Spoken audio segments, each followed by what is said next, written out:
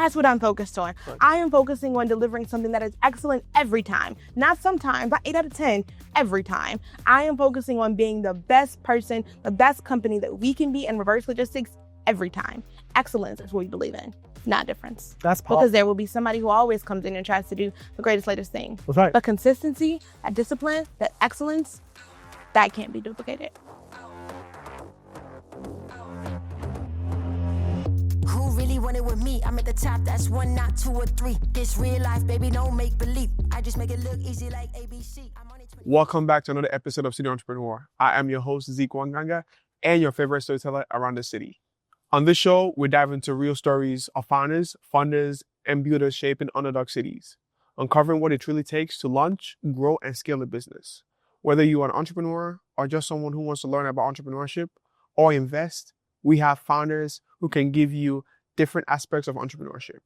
Now, as I always say on this show, there's no BS, just real people, real stories, and practical insights you can use. Now, on the show today, I'm going to ask you this question. If you've ever tried returning something you bought online, you know the headache. Print a label, find a box, drive across town just to stand in line. Now, that's if you are able to make the 30-day window. Now, a lot of us have to deal with the consequences of procrastinating and not meeting the 30-day deadline. Now, I have to figure out how to fit in size 6 shoes. However, my next guest today said, nah, there's a smarter way. She built a reverse logistics startup that lets you return stuff right from your doorstep. No boxes, no drop-offs, no stress. Help me make welcome the founder of SendBack, Shaniqua Jones-Williams. How you doing? Good, and you? Good. Thank you Welcome for to having the show. me. Absolutely. How you doing today? I'm doing wonderful. It's sunny outside. It's beautiful. It feels like fall, but it's still summer. I'm happy. That's right. And I heard it's going to be a little bit harder this week, too. I know. I was like, I don't know if I want it back, but it's okay. I'll savor the last few days of Just summer. a little bit of it. Just a little bit. For those who don't know you, Shaniqua, give us just a little bit of a bio, kind of your journey of how you got to where you are today. Definitely. I'd say it starts from childhood, to be completely honest. So in 2023, when I went full-time as an entrepreneur, I told my grandfather, and my grandfather said, "You've been an entrepreneur your whole life. What are you talking about?" And I was like, "Really?" And he brought back my first ever entrepreneurial endeavor. And it's really the epitome of turning one woman's treasure into one woman's trash into another woman's treasure. And so I wanted to be just like my mom as a kid. And I wanted to get a bottle of perfume because she always smelled so good. And I was like, I gotta be like her. And so I went around and collecting old toilet paper rolls. When people get done with them, they throw them in the trash, right? That's right. And so I went to everybody in my grandparents' neighborhood, collected them all, got wrapping paper because the holidays had just passed, wrapped them in wrapping paper, put a bottom on them with hot glue, and sold them back to them as pencil holders. That was my first ever business. I don't know why I didn't start a lemonade stand, but I figured, why not do this? Yeah, lemonade is basic. Everyone does it. Right? And I was like, I'm going to do pencil holders, and I'm going to go, you guys are going to give me the inventory, That's right. just like Goodwill, and then I'm going to sell it back to you, and I'm going to make a profit. And I got my bottle of perfume. Wow. But not before burning myself with the hot glue guns. Okay. Well, every entrepreneurship journey has its own pitfalls. It does. And that's my first intro in entrepreneurship. Yeah. So that was a really great callback that my grandfather said to me. But since then, I went on in high school where I did junior achievement, where I was helping us figure out how to sell gift baskets. I did a cupcake business growing up. And so what I've noticed all throughout my childhood and so many other entrepreneurs is there's been this through line of this entrepreneurial spirit, which has defined who I am.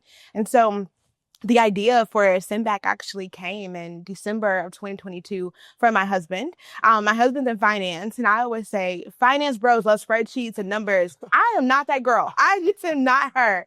I don't love the spreadsheets and numbers. Right. And he came to me when we were planning our wedding, and he was like, I have the budget figured out. This is what we should do.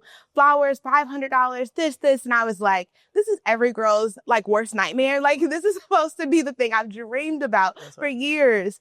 And I said, I guess I do love this man, so I should compromise, right? And so my compromise was DIY projects. So I decided to order DIYs from Walmart, from Etsy, from Target, from everywhere, just products putting together, Amazon. And some things didn't work. Some things didn't come. And some things my financially frugal husband said it wasn't worth the time or investment to do. Mm-hmm. And so we had a beautiful wedding come September 2022. But by December, I had a wall scaling of unreturned packages. And I remember sitting in our living room and he walked past and said, "Are you ever going to return any of this?" And I said, "Yeah, I'm going to return it." He looked at me and was like, "I don't know if you have to go or the packages have to go or both y'all have to go, but we got to figure out something." And we just have that kind of joke and lovingly relationship. But he really ultimately said, "You need a solution that will come pick this up for you." And I thought, something that remembers all the return dates and all the different stores, whether it requires packaging, it doesn't require packaging, and they come pick it up for me and they remember everything. I was like, that's a great idea, but I don't think it exists. So I began searching for it. I searched and I couldn't find anything. So I decided to create it. And that's how we got here today. Wow. I definitely want to dive into the company a little bit deeper, but I'll tell you this. After every event that I have to return a bunch of stuff. And it takes me at least 24 days to get to that point because it keeps staring at me. It keeps staring at me. I look at it. I'm like, tomorrow I'll get to you. Tomorrow I get to you. Until it's like 2 days to go. I'm like, okay, finally. And at some point I never do. I have balloons in my car right now that I cannot use because I didn't return them.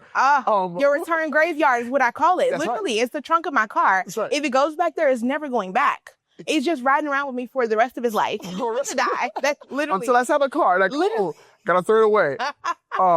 But backtrack. So before you went into entrepreneurship, what was your background? What were you doing? Were you working somewhere? What was that transition like for you? Yeah. So before going into entrepreneurship, I was actually working at a company called Delmar Divine. It was started by Maxine Clark. Most people don't know that Maxine Clark founded Build-A-Bear in St. Louis. While she's not from St. Louis, she came to St. Louis for a job opportunity, stayed. I founded Build-A-Bear. And so I was working directly with her. We were doing incredible work in the nonprofit space and community space. We were essentially building a space where all nonprofits could come together. About 30 or so nonprofits all under one roof. If they had all the resources, then think about co-working spaces where you have conference room space, you have space to be able to print, everything that you need all in one house. And then we'd lower the overhead the nonprofits were spending while also giving them opportunity for collaboration and also venture opportunities for investment and things like that to support their goals. And so that was the premise of that, as well as doing really great community work.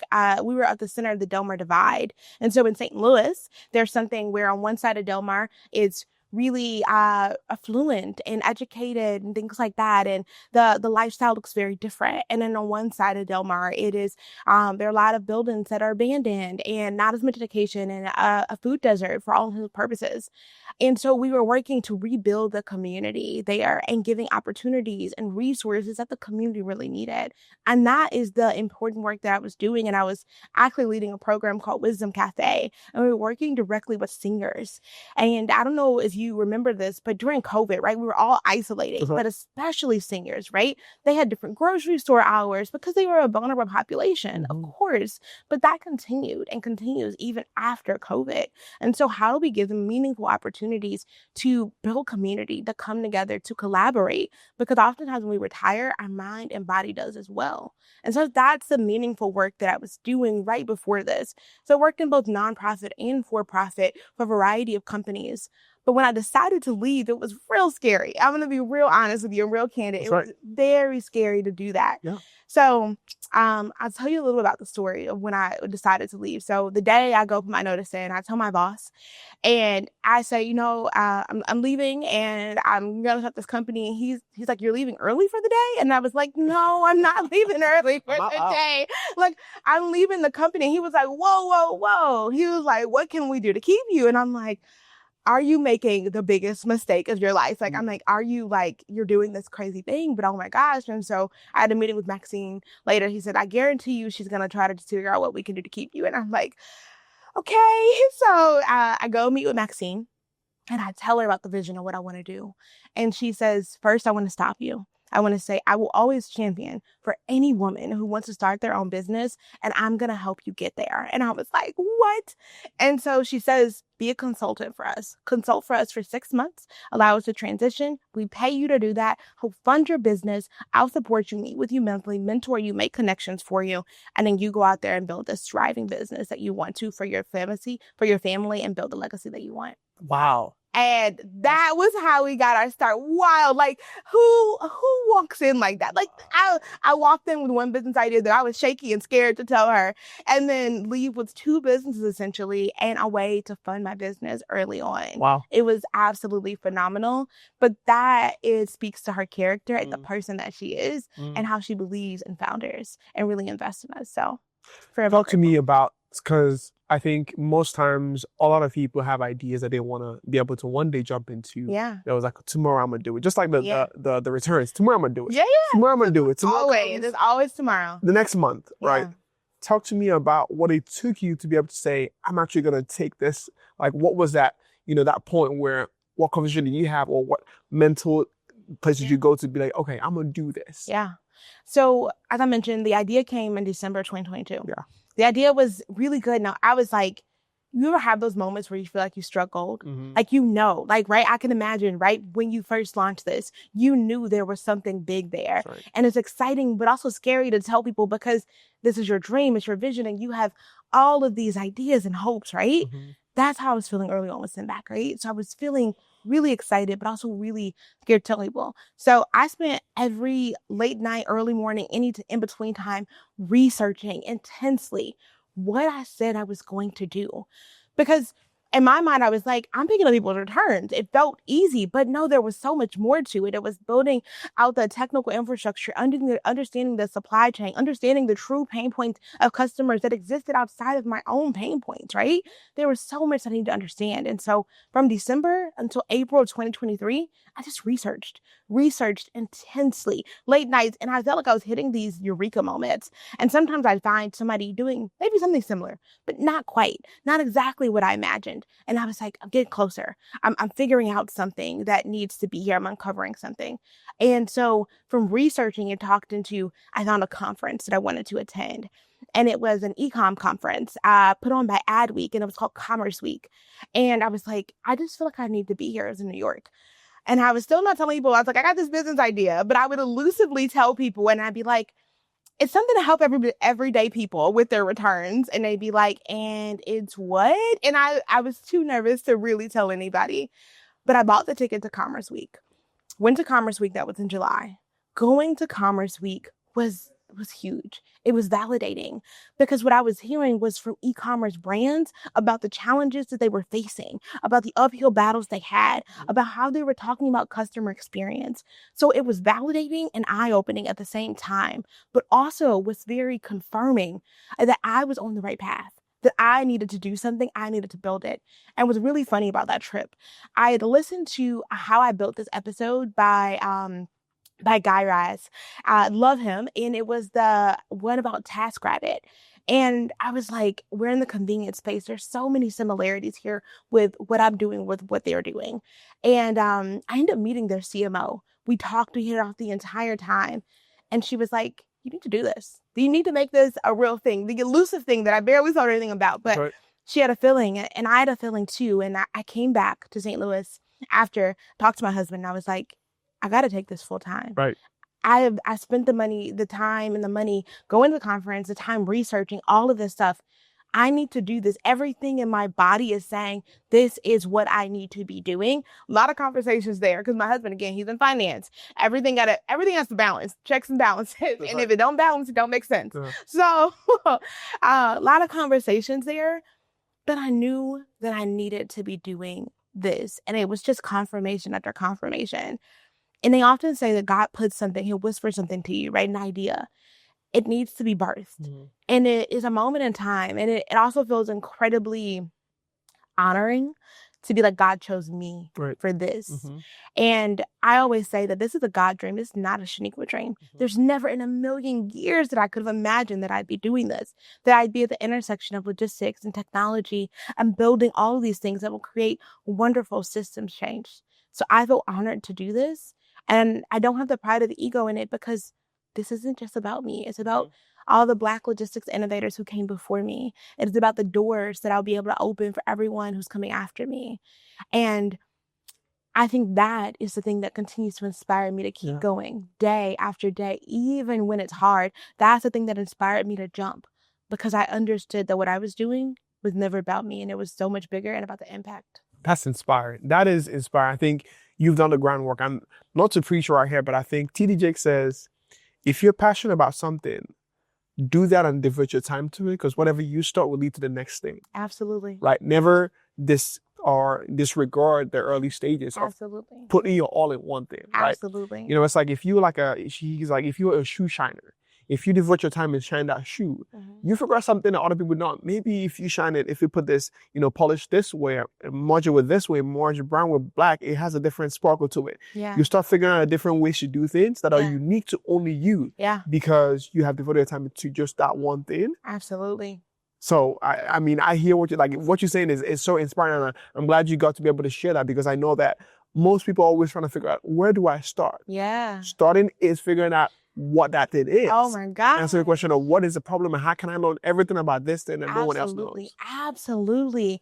And I think it's also being okay with being a beginner, right? Sometimes we're all going to start. We're all not going to be very good at it, but it's being okay with that and knowing that you're going to get better. But it is the consistency, it is the discipline of doing something day in and day out. I always tell people that I'm putting one foot in front of the other every single day. So my friends will be like, oh my God, look, you're doing so many amazing things. And I'm like, no, I'm doing one thing. I'm doing one thing and I'm trying to do the best of my ability. And I'm putting my one foot in front of the other every single day to continue to make traction on that and staying in alignment and following exactly what God has for me. It's unfolded into so many amazing things, like from one small conversation, one idea. And it's just like, I picked up on that one thing and it's unfolded into something so beautiful, so purposeful, so legacy built. And like, I literally just feel so honored. I get to stand on the foundation of all these people, some people who will never know who are lost to history, the people that we do know that I get to stand on their shoulders and know that they open the doors for everything that I'm doing. And I hope that what I'm doing helps to do the same for the next generation and helps to inspire them just to say, start small, keep working at it, chipping away day by day. You don't have to know everything. No one knows everything. Even the people at the top, I guarantee you they don't know everything. They have really smart people around them who are helping to make this happen. We all have a role to play, but you first have to start. That's right. That's right. No, I mean, I feel like even while I was getting started trying to do the interviews and the shows, I saw this interview of someone asking another person, if you had 7 days to live, what would you do? If you had that 7 days to not drop everything, what would you want to do and accomplish in 7 days? Yeah. Without getting paid or anything. I'm like, this is what I want to tell more stories. Absolutely. Regardless of, with that 7 days, I can meet as many people as possible and be inspired by them. That's all I want to do. Absolutely. And most people don't ever get that chance. Yeah. And you have been able to do that. Absolutely.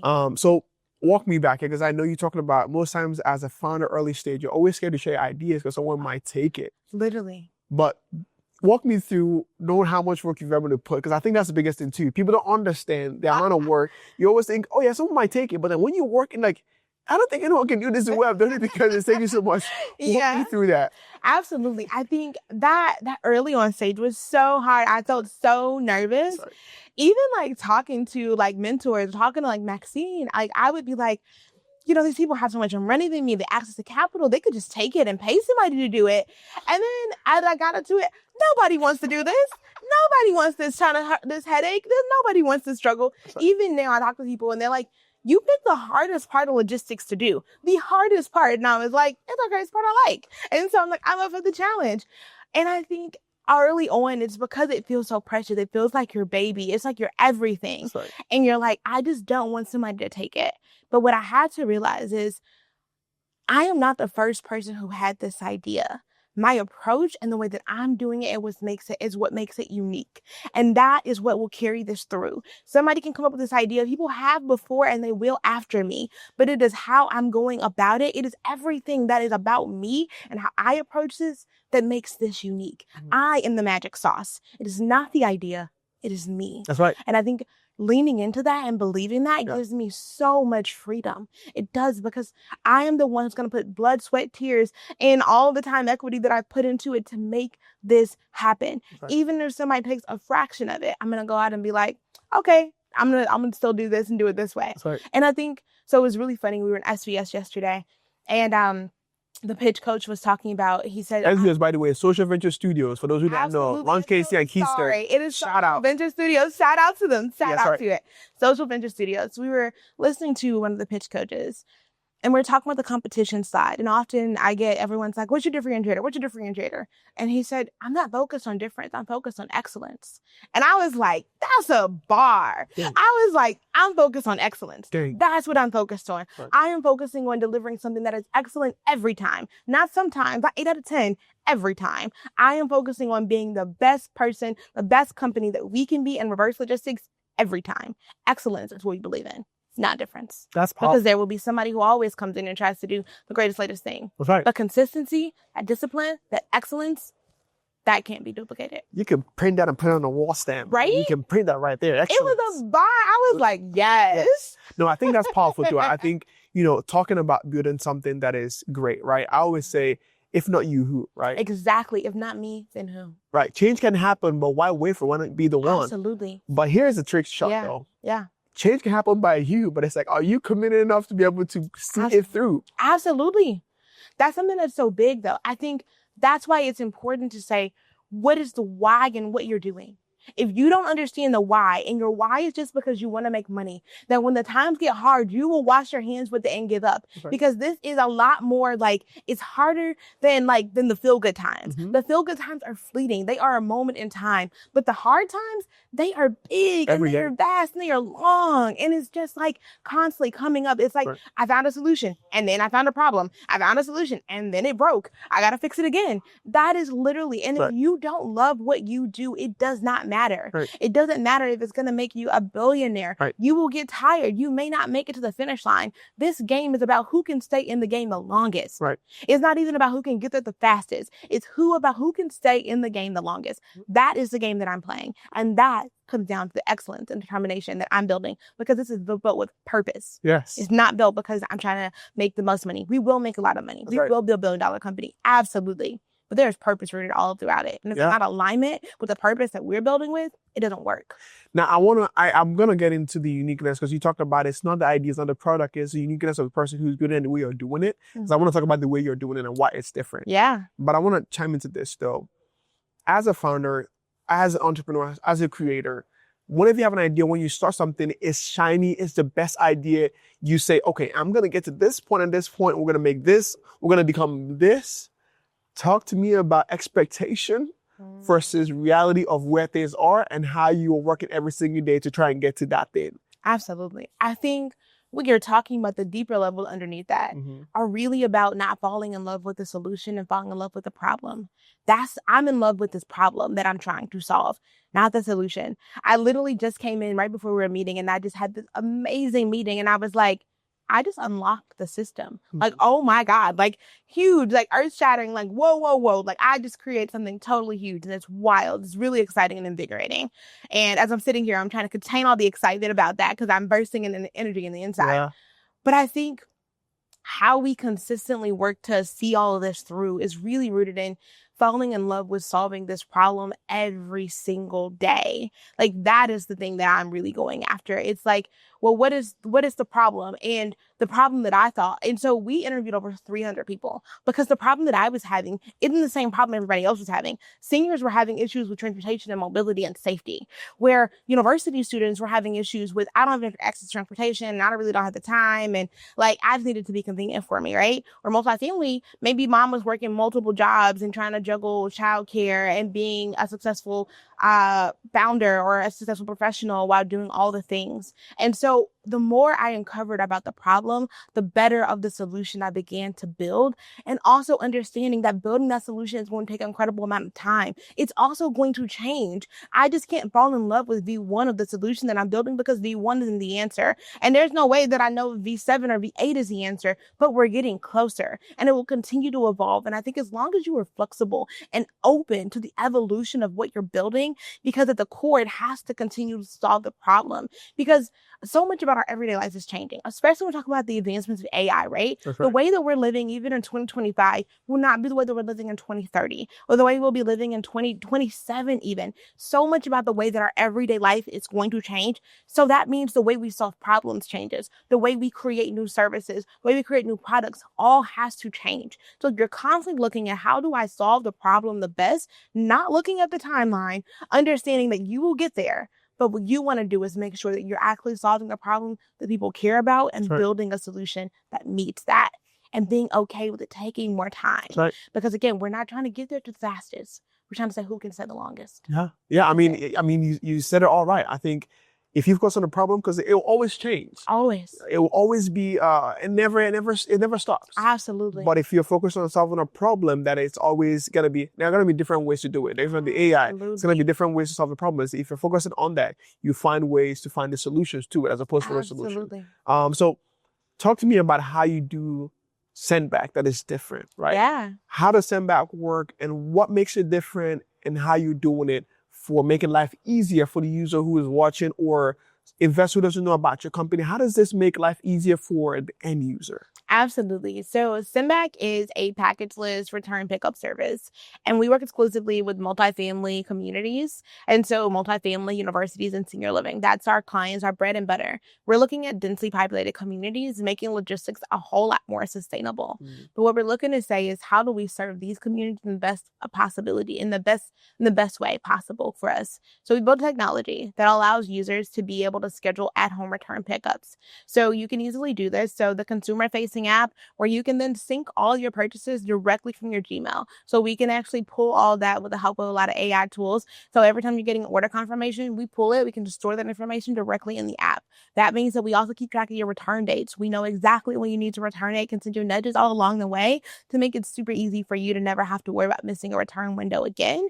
And if you love it and you don't need it, just let us know. We won't keep sending you those reminders. So we have the packageless return service where you can store all your apps you can store all your purchases directly in our app, schedule when you want us to come pick up your return, go directly to your package room, drop it off in a SendBack bag. Our drivers then come pick up your item, and then we handle the rest from there. So it's really seamless. And say you inevitably miss a return date, or Amazon says, keep that item, we don't want it back, but we're still going to give your money back. Well, it's still clogging up your household. Through our Give Back Bag program, then you can then donate those unwanted items to a local nonprofit, creating a circular economy in real life. And so what we heard from our consumers were, I want more than the ability just to return. What if I want to donate? What if I got bottles that I don't need, or my baby just didn't like them and I opened one, but the others are good? I could donate it to a homeless shelter for young mothers. That would be awesome. And so really figuring out how do we drive social impact.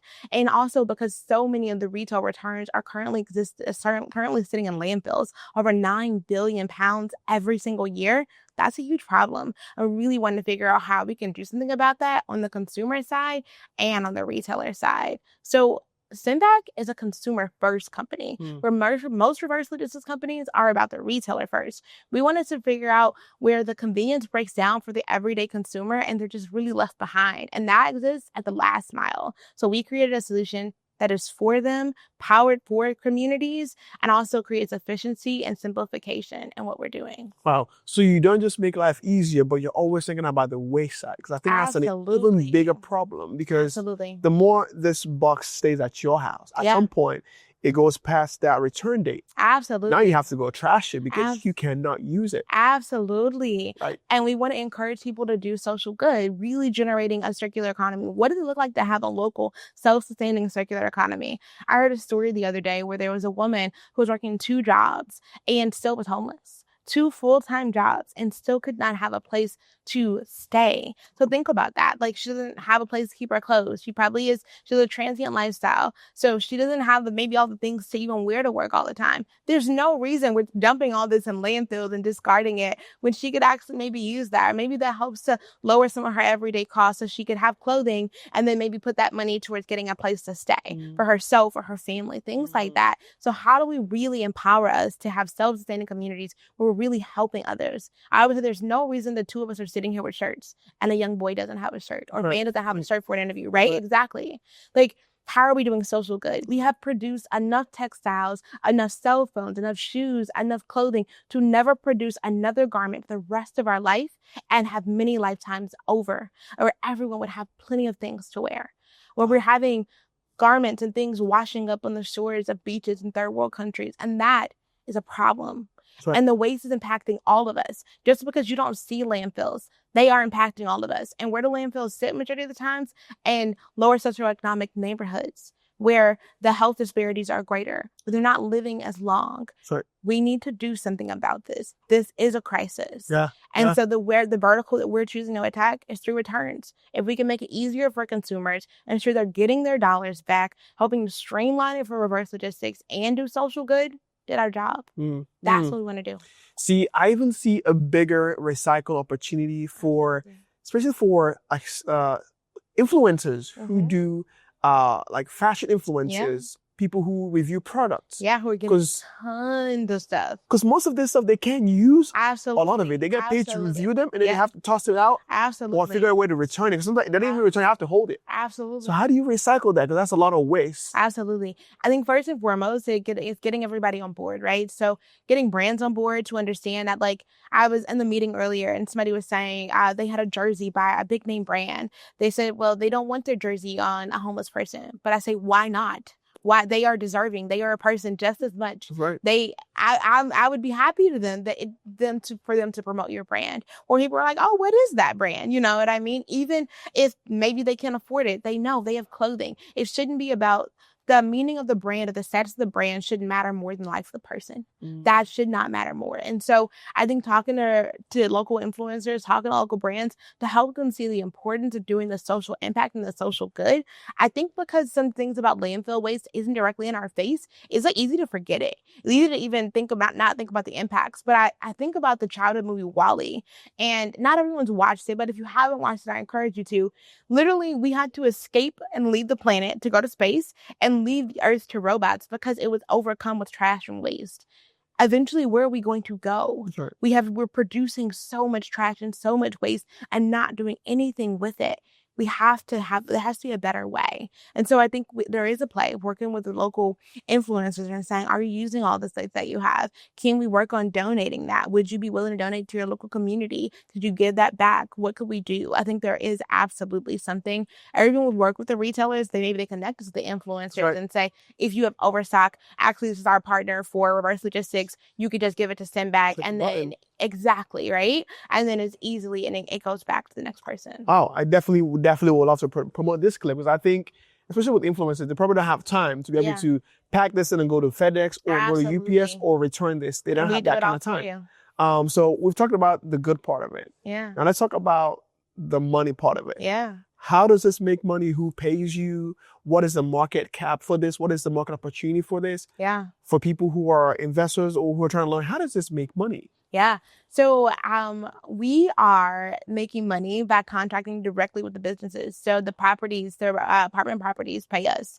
So it becomes free for the end user. That reduces the barrier of access for somebody who wants to try it, adds trust, predictable recurring revenue, all of that. So it really works out greatly for us. So reverse logistics in the U.S. alone is sitting at an $860 billion industry. We're going up to $3 billion by niching down and working exclusively inside those communities, which we mentioned. We can easily reach a service attainable market about $200 million annually within the first 5 years of our business, just because we're working in density. And so think we have larger contract volumes. So we're acquiring one building with 300 units. So if 2 people live in each unit, that's 600 people. And so what we're doing, I always say we're the DoorDash of returns, which I believe that is similar because it's convenience focused, absolutely. But we're not trying to be everywhere to everyone. We're trying to power local communities. And that is essentially how we work. So we partner through these communities. We help to build trust. And then we're able to take on a lot of clients at one time and do it sustainably. So how many clients would you say, customers, have you guys gotten when you guys started? So we first did our first pilot. So we piloted last year. And so then after that, we got a large enterprise partner who currently sits about 12,000 properties nationwide. And so that is huge for us because what it does is give us access control. Yes. And so we partnered with them through a technical integration, and they created a pipeline for us to really be able to go into. We're raising. And so as we begin to do our raise, that will help to fuel our growth because we have a pipeline of properties that we can already go into. It's just the funding to be able to do it, to ensure that we don't scale too rapidly and take on more than we can actually handle. So talk to me about on the other side. So you obviously have customers who pay you, which are Absolutely. the buildings. Do you have how does the commission with FedEx, all these like delivery organizations work? What does that relationship look like for you guys? How does that work? So the wonderful thing about us is like the reason I say with the DoorDash returns is because we are consumer driven. The consumer is the one who wants it. Right. So we don't necessarily have to work with those big players. Now, when we eventually, as we're growing and scaling, definitely it makes sense to be contracting with them to get preferred rates and things like that. But essentially what we're doing is working with the consumer through the label or the QR code generated and paid for by the retailer to send it back to the third party or drop off site. So whether it's a FedEx, whether it's a Whole Foods, that's simply what we're doing. And so it is very similar to what a DoorDash does or Uber does, things like that. So think similar to more of a courier service than us necessarily needing to work directly with them to get preferred rates, because we're doing the task on behalf of the person who can't do it themselves while streamlining the process. That's what we do. Okay. So before I want to get to fund data because you're raising funds. Obviously. Yeah, we are. I want to talk to, because for any investor watching or someone who's trying to look into the company, what are the systems you have to put in place or figure out from where you started, figuring out this thing? Probably you. Talk to me about the early stages of trying to figure this thing out to building a system that actually works and kind of replicates it. Walk me that process to where you started and where you are today. Yeah. There's such a vast difference. It's wild because I know a little bit about logistics. I actually worked in a warehouse. I went earlier and I was like, oh, this brings me back because I worked at a warehouse. I worked at Business as a brand ambassador, and we were producing chocolates. It's a little different because we were walking around in hairnets and smocks, but it was food, right? So I worked in large warehouses and helping to work with large retailers to send out products for them. And so that was something I was really familiar with. But there's a lot of systems, and then talk about supply chain and the intricacies that go into that. But also because we are consumer first, having to figure out, how do we get to all these different consumers and what does that really look like, right? So we're going from consumer to consumer. Does it make sense to go to every single door? How do we get the volume that we need? And that's how we ultimately end up at multifamily. And it just made a lot of sense. And so there is so much that we had to uncover when it comes to the logistics and what makes the most sense, because we have both the side of figuring out how we make this work. We're picking it up from the consumer, and what do we have to have them do for us to be able to retrieve the actual return, to then when we go back to our headquarters, what do we need to do for additional quality checks, for repackaging, for labeling, for weighting, and all of those things.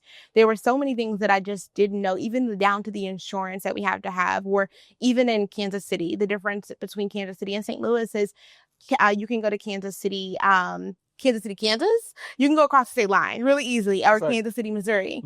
And so the taxation and the laws and regulations that we have to have. So we have so many more protocols and procedures that we did have before. And there's a lot more that we're still building out. So the systems that we had at the beginning were really lean, where now they are comprehensive and growing and scaling. And you can see the interconnectedness of it all and how we're easily simplifying and streamlining the systems. We have a lot more to do. So do you have to hire drivers, have that people pick up these? Or what does that look like? Employees, how does that work? Expand on that. So we have drivers, sorters, dispatchers, and all that's happening. And so we have our team, our admin team, our developer, our marketing person, our operations person. Then outside of there, we have our sorters who are sorting everything, and they are sorting their repacking. And then we also have our dispatchers who are giving out all of the driving routes to all of the drivers. We have our drivers who are picking it up. They're picking up, and then they're going to pick up items that need to go out to the FedExes, the UPSs. And so we have all of those logistical components that are happening simultaneously. So different stations. That's right. And so between sort station, repack station, dispatch station, staging for all the returns, it's a lot of logistics that is happening in between, just at the warehouse and even before. And so we also have to optimize for routes, how far the route is directly from the warehouse, how efficient, how much time it's going to take them, what based on store hours. There's so many complexities and layers that go into it. And so we're constantly optimizing for efficiency at every level of the business. That's awesome. Yeah, I mean, even look at the future, even the way that I would say, what's it called? DoorDash. The rest of them have been able to have this open Uber, open source driver system where you can be able to become a driver to return packages. Yep. Could be something. Absolutely. And they've actually, it's just really interesting. DoorDash and Uber entered into the space.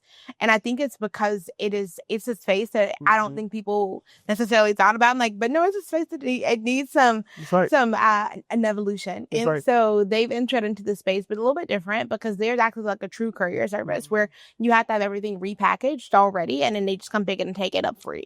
Where we don't do that. So you let us know what you're returning, and then we do the rest from there. So we repack it, we take it there, we do all the things, we monitor your return dates. They're not doing any of that. So they are just really acting as like a, let us know when you want us to pick it up and we take it back. So you're telling me that I had to refold, I think it was 40 100 seat covers to return to Amazon. Then I could have sent that to you guys. You could have sent it to refold it. Absolutely. And make the return. Absolutely. So I wouldn't have, if you've seen me at Kohl's, I literally went to Kohl's. I think they closed at 10 p.m. and I was there at 9:50. Yeah. And I had like 10 boxes. If you saw me, you would have thought I was leaving my house. Oh my gosh. It was boxes falling, the seat covers on the floor, picking it up, running in. I'm like, give me 1 second, I'll be right back. I'll be right back. I got boxes. Exactly. So I could have saved myself all these hassle. Yep. And just click SendBack, help me with this. Exactly, because we do it all for you. Okay. So you don't have to do any of it. We take literally the hassle. We do the heavy lifting for you. You don't have to do that. You just schedule with us, let us know what we're taking back, when we're taking it back, That's right. and where we're taking it. That's a huge pain point. And we do it all for you. Okay. So you set it and forget it, and you get notifications all along the way. And so one of the big breakdowns in reverse logistics often is you do the return, but you don't have any transparency on actually what's happening, right? You just hope your money shows up and comes. That's right. But like we are actually giving you the transparency. We're peeling the curtain back so the consumer is in control of knowing exactly what's happening when it's happening. Wow. So funny question. I know how I used to have a friend when I was in high school. His mom had a restaurant. So every time we'd be like, yo, can we come get some food, or you got any food with you? The people ask you, yo, can I give you my package real quick? Look, exactly. They're like, can I do this real quick? Can I just do it? Why you here? By the way, why you here? Right, exactly. You have to think we can take it back. Don't worry. We got you. Exactly. Like, let me just slide this time over to you. Right here. I could just. Exactly. Okay. And so, but I understand, I don't know, we're your local return picker. I don't know. So you don't have to do it. It's one less thing. Oops. Send it to SendBack. Check it off my to-do list. This is now your to-do list, and you're going to see notifications all along the way. Wow. So making sure that you're really involved with the entire process. So talk to me about two things. Fundraising first. How is that going? What round are you guys in? Are you raising in? Have you raised funds already? What are you trying to raise more of? Talk to me about that. So we've been non-dilutive funds up until this point. So $65,000 non-dilutive grant funds is what we've raised. This will be our first official fundraiser. We're raising a pre-seed round. So we are going about $2 million for a pre-seed. And so that gives us about a 24-month runway. And so logistics and technology are both very costly, but we have some great upside when we're able to build and scale this company. And so that is where we are. I've had a background in fundraising, so did it for nonprofit development. So very familiar with fundraising and how this works and the time it takes to do it. But we're going big for it. And the great thing about it is when we raise, we won't necessarily have to continue to raise because our average contract values are pretty big. But this helps us bring on some key people that we need to bring on as we continue to grow and scale up our technology, things like that. That's what we're really looking at. Wow. So are you looking at VC, angel investors? We're looking at both. So we're having early conversations. So directly after this, I'll actually be having a conversation with the VC. So we are having early conversations with VCs, letting them know that we are primed and going to begin our fundraise come October. So everybody can get in and so they know what's happening to help us propel us to the next scale and growth. Yeah. So we're talking to both. I would definitely love to hear feedback maybe along the line when you are closing around to see what your experience has been raising in KC or outside of KC, because I will always want to learn, be able to teach other people who are early stage entrepreneurs, figuring out how do you start, when it comes to raise funds, where do you start, how do you do that? I definitely want to hear your feedback on what's worked, what's not working, and how, we can teach other people. We do a mix of both. And so just to give people a couple pointers initially, right? So warm lead is always better than cold lead, right? So who do you know in your network? Going through all of your LinkedIn people. And then if you know a VC page and you're seeing that if somebody's connected there to somebody who works there, reaching out to them so they can make a direct intro for you, that's something that helps. Building out and not just setting up one meeting, two meetings, setting up a lot of different meetings. That way you can meet with as many people as possible to improve your chances of being able to close that round, because not everyone's going to be aligned. Also think looking at the thesis of the company and figuring out what is their thesis and what are they looking to support and to build and how do you align with that. what's most important when looking for a venture capital partner or just any partner in general is that there's alignment in the mission and what you're doing, because otherwise there will become division really quickly and it will become apparent and you can't go back, especially when we talk about getting equity in somebody in your company, unless you're going to be able to buy them out. And oftentimes it's a break that you're investing. It's hard to buy them out. That's right. And so it's really important that you do your due diligence ahead of time. Okay, so talk to me about this. So you originally from St. Louis. Yeah. But you moved to Kansas City. Yeah. Why that move? And talk to me about what it's been like being in KC, resources you use, and you want to give some people some game. Talk to me about the why. Yeah, so I'm from St. Louis. We registered in St. Louis. And I've had a lot of great success in Kansas City. And it actually really surprised me in ways that I didn't know. Because honestly, before 2023, Beyonce brought me back. So before the concert, and I had not been to Kansas City in 10 years. And I traveled all over, but just hadn't been here in 10 years. And when I came back, I was like, this is a different city. This is not the city that I remember 10 years ago. Fresh eyes, fresh perspective. And I know the founder in St. Louis who did a program called Pipeline Entrepreneurs. And so she's like, I was out of Kansas City and she had a great experience. We talked a lot about it. And I was like, I feel like this feels really aligned for me. Because I just left doing a program called Our Village United out of Atlanta. And I won the first place and I won $20,000. My first time ever pitching, my first pitch deck. I was like, okay, God, I hear you. I see you, right? Okay. And so I applied for Pipeline, got into Pipeline, and it was really incredible. And it meant that I become to Kansas City a whole lot more. The difference that I saw here in Kansas City was the ecosystem of diverse founders who were having incredible ideas being backed and supported by both the local founder community and also people who have power and who can make economic impact in those businesses to really be driving the new startup community and the ecosystem. And that was exciting and invigorating because transparently, every dollar that I received of the $65,000 non-dilutive grant funding, zero of that has come from St. Louis. And so 30,000 of it has come from Kansas City. So I'm grateful for that. That's huge, right? Yeah. And so that's huge. And the combination of other cities and states and things like that. And so working really hard, but seeing that there are people here who believe in what you're doing and the ecosystem to support it, where we support dreamers and visionaries and we see a possibility and a path to make this happen, has been absolutely phenomenal. So Pipeline Entrepreneurs was my first intro. The program is absolutely amazing and it's been life-changing for me. The network, the community, it is something that I continue to carry, and I look forward to joining and doing fellows after. And so after that, I did Builders and Backers through Kansas City, another nationwide program, but people had to be in Kansas City. And so that was a really cool national network, about 1,000 alumni. And from that, when I mentioned earlier, we're talking about falling in love with the problem and solution, that was so ingrained in me in that program. And it really sticks with me and it's tried and true. And the premise of that program was all about experimentation. And it was about saying, if we give you a little bit of capital and you're scrappy, what can you actually come up with? It helped me think a lot different. And I think in some ways, not to go on too much of a tangent, I think because as a scrappy founder, I've been cash constrained. So we've gotten cash, but in small tranches.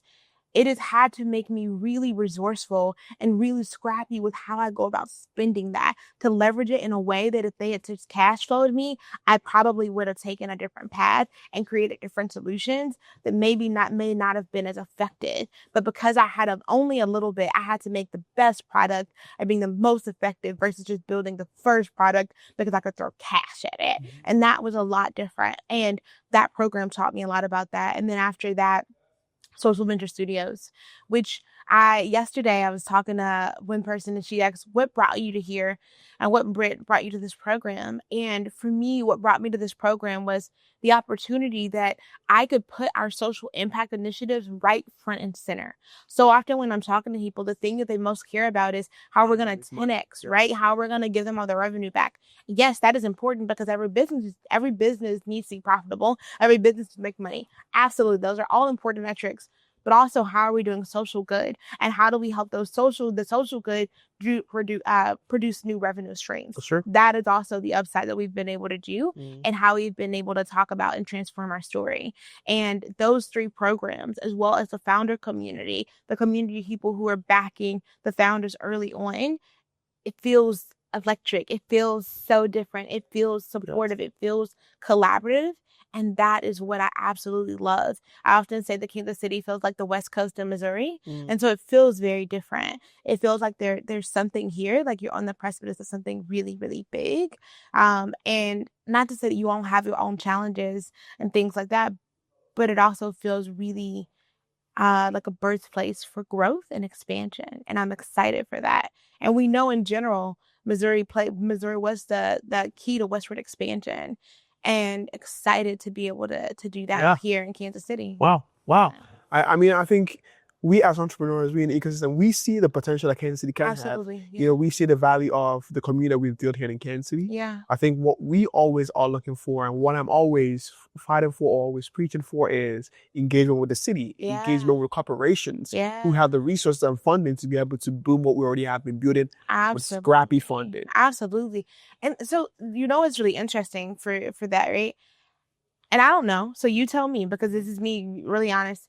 I think that isn't a Kansas City thing, like where you guys don't have access to the city or the corporations. I think that is an industry thing. And the way that these industries have existed, they don't often partner with smaller corporations, smaller startups, right? That isn't the trajectory of how they've worked. So it really feels like what you're getting at is we need an actual a system change all the way throughout. So I think that, like, how do we get greater access to that? I think maybe Kansas City becomes a blueprint for how we do that. But I think it speaks to the broader terms. I don't think that the people in New York or people in San Francisco are necessarily getting the access. Maybe they have easier access to capital, and that opens some doors because they have access to capital in different ways. And I think it's also innovative leadership, right? Yeah, it's in the sense that people who've been in the ecosystem can be able to have positions where they can make decisions from the corporate standpoint or from the city standpoint. Absolutely. And I think that those are really big fundamental changes that when we talk about these big corporations don't always exist. That's right. And that's what we really need to change. Right.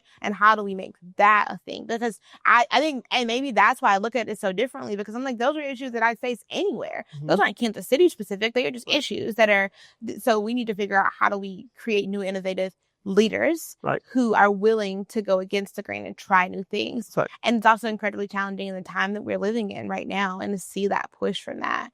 But I think one of the things I think you guys have done well is that even within those constraints, the people who are supporting are really actually supporting and giving dollars and giving feedback. If we could have more of that and be more plentiful, that would be that would be a thing. We do have an influx of talent instead of having talent leave, right? Absolutely. I think also with talking about, you know, your platform, your company came because you have a pain that you felt. Absolutely. If you don't have a pain as a leader who sees a problem, how do you bring a solution to something you don't know anything about? Absolutely. Right. And they don't, and I think it's, how do we demonstrate to these large corporations the ROI? Because every business wants to know how I'm getting the return on the investment. If I'm going to give you money, I'm going to invest in you, what am I going to get? So I think maybe the approach and the strategy when talking to these large corporations is telling them what they're getting first, and then how this benefits us. And again, and maybe those are conversations you guys are already having and continue to have. But I think that is like, everything is sales. Even partnerships. It is all sales. It is literally everyone has to sell, everyone has to buy. And so how are we convincing them to buy what we're selling? I mean, I think it's also, you know, the reason why we do this, storytelling is a huge component of it. Absolutely. How can we show more people like Shaniqua who are doing amazing things with scrappy budget that need more funding or more connections to expand it? And show those success stories, because if you can see it, you know it's possible. Absolutely. But I want to ask you this question, though. I want to shift gears. Being a Black founder, being a woman in this industry, this tech industry, how has that been? What have you had to learn or grow? How's that experience been for you being in this industry of growing a tech company?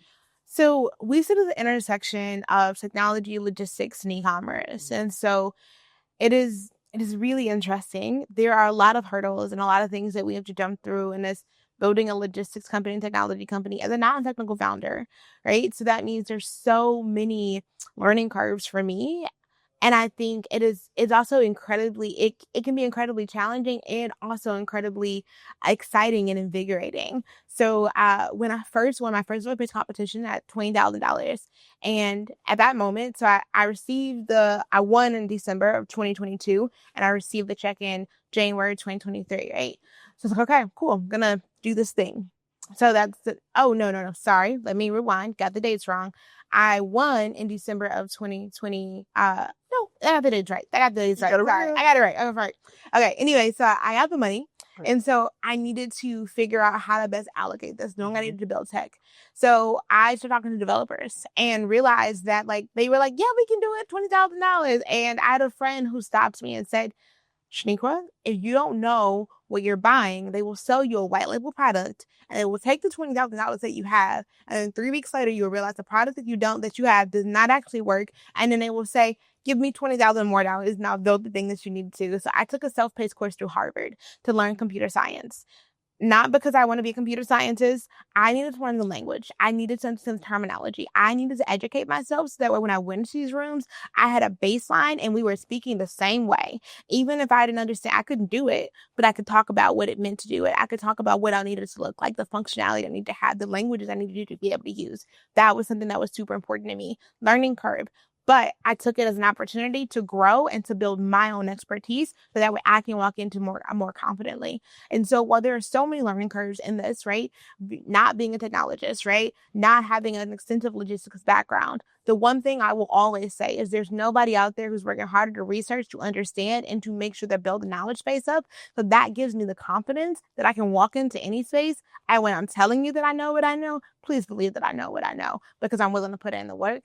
I worked hard. I've spent in the hours, and I will always do it. And so while there's so many learning curves, I think not being afraid to put the work in, to have the grit, to have the tenacity, the resilience is what is the key differentiator. Yeah. I am the difference. I am the secret sauce. Even when I talk about the idea, it's not the idea. Yeah. It's me. I mean, they say if you stay ready, you ain't gotta get ready. That's it. Yeah, that's what it is. That's and it. You stay ready. Stay ready. You stay ready and stay prayed up. And we stay prayed up. Hey, hashtag blessed. Because won't he do it? What are you doing though? That part. Absolutely. Right? Everything. Yes. It is so important. So as we're coming to the end of the show, you talked to me about the fact that your platform is trying to get into an app, right? Yeah. What does that look like? What's the process? What's the vision? Where is that launch coming in? Talk to me about that. What is the importance of having an app? Yeah. So we launched we launched last year. We did our MVP. We had a web app. So we started with the web app. As a non-technical founder, starting with the web app was a lot safer. So they are a lot more reliable, a lot easier for me to go in if I need to edit small things like that. So we started with the web app, and we will always have a web app. The reason being for accessibility. That's right. So it is not everyone has a smartphone. Not everyone can also understand and look at things easily on a small device, right? So we started with the web app to build the concept to pilot our process, to pilot our service. That was great. Now we are super excited to be launching our mobile app. Our mobile app will go nationwide at the end of September and be available for every user everywhere. And that is the wonderful thing. They may not all get the service, but what we wanted to do was spread value no matter what, because we understand the importance of the impact that we're having. We understand the cognitive and mental load that this carries. Oftentimes when you have so many tasks, I often call it I don't know if you ever heard of the ADHD tax, right? Where you're like, you have so many things that are overloading your mind, and then you don't get to make the return, and you lose the money on the return, right? Whether you have ADHD or not, or you just not return something and lost it, it's equaling about $4.8 billion for consumers every single year and growing, and it's a problem, right?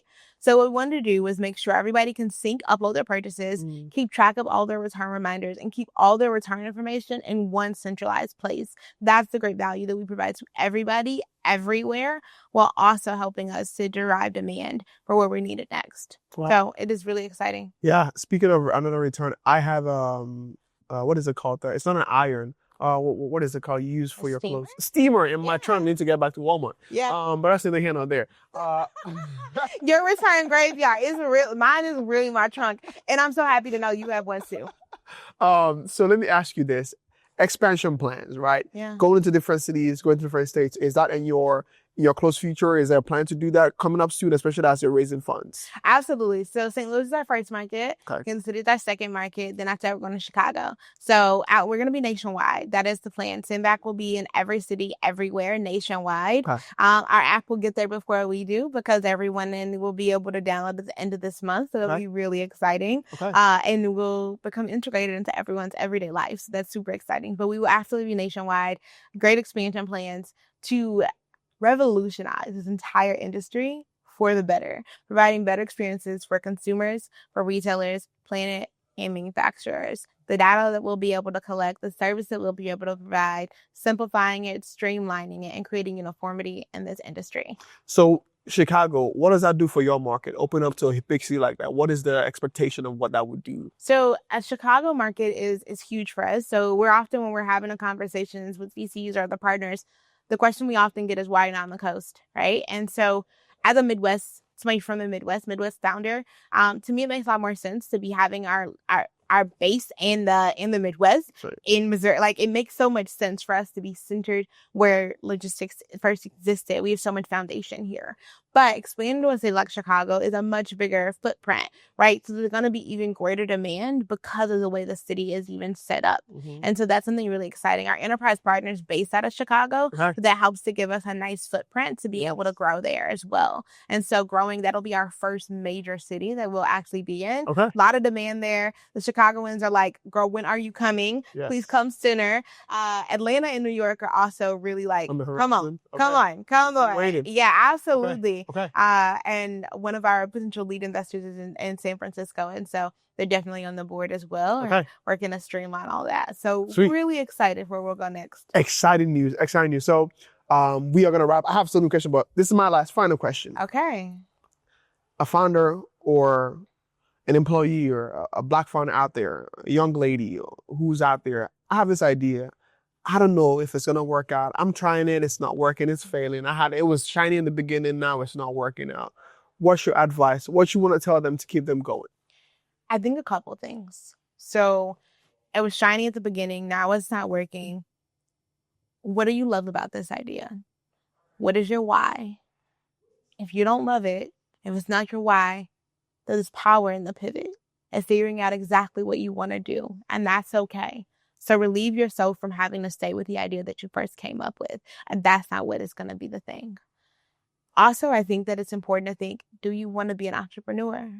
Because entrepreneurship has become this like glamorous term because you see the entrepreneurs almost becoming content creators and they're becoming influenced in their own rights because they're leading the face of these brands. And while it may look glamorous on the outside, it's a lot harder on the inside than it needs to be. And so I think it's figuring out, what do you want? What do you love? And what is the thing that you would do every day if you had to do it for free? And so I think if you understand those things, they will carry you all the way throughout your days, because there's no career, there's no business that you will build that you will love 100% of the time. But if your why is connected and is deeply connected to your purpose and is bigger than you and all the other things, then you will keep going even when the road gets hard. And so it's also okay to know that it will get hard, but finding community is super duper important. To be able to find community, find your people, and be truthful with yourself, and pivot when you need to, I think you should be okay. Powerful. Well said. Well said. We need a mic drop right here. Thank you, Shaniqua, for coming on the show. This has been a wonderful episode. Learned so much, and I hope to get the viewers back home or watching and learning something. I think your journey has been truly inspiring. I think the biggest thing I've learned from this episode, if you're really passionate about something and want to solve a problem, go learn everything you can find about that thing and be the best at. Become obsessed with solving the problem. That is what I'm obsessed with. I'm not obsessed with the solution, because the solution, literally, when I tell you I walked in here, the solution I walked in with is not the solution that I thought it was going to be when I first came up with it. It is not. So it changes. Yes, it changes, it grows and evolves, and give yourself freedom for that to happen. Sweet. Well, thank you so much. For those who are watching from home, it's been another episode of Student Entrepreneur. You know what to do. If you've not subscribed, share it. What are you doing? Let people know. It's your boy Zeke Wanganga, and I'll see you guys on the next episode. Bye bye for now. How? I'm dripping, it's working. Around the clock, I get to it. Don't take no breaks, I just do it. Just watch me work, I prove it. I was born with a gift, got the blueprint.